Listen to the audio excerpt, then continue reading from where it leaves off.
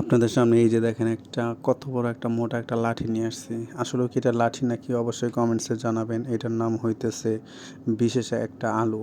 আলু বলতে মনে করেন যে আমরা বেশিরভাগই গোল গোল দেখছি, কিন্তু এরকম লম্বা যে আলু হয় এটা কয়জনে দেখছেন আর কয়জনে জানেন। কিন্তু যারা যারা দেখছেন আর জানেন তারা অবশ্যই বুঝেন যে এটা কী আলু।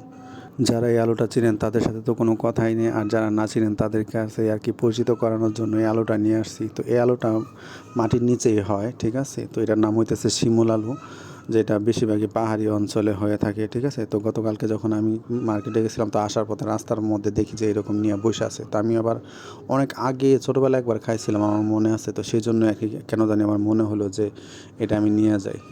তো এরকম এটা দেখে আর কি কেন জানি আমার মনে চাইলো, তো নিয়ে আসলাম।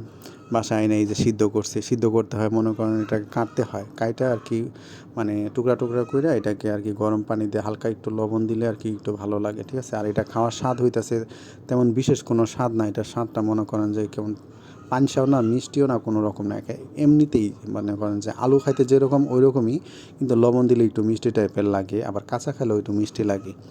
তো যাই হোক, সেটাই আর কি আমি অনেক দিন পর নিয়ে এসে এখন বাসার সবাই আর কি দেখাইলাম। তো আমার বাসা অনেকেই এই জিনিসটা দেখে না, আর অনেকেও চেনে না, তো সেই জন্য নিয়ে আসছি। তো মা দেখে তো প্রথমে মানে আস্তাভাবে দেখাইছি, তো মা বলতেছে এটা হইতেছে কচু। তারপর বললাম ও না, আমার তো মনে নাই যে এটা আলু, ঠিক আছে। তো এই যে সবাই আলু সিদ্ধ করে দেখেন কীভাবে খাইতেছি।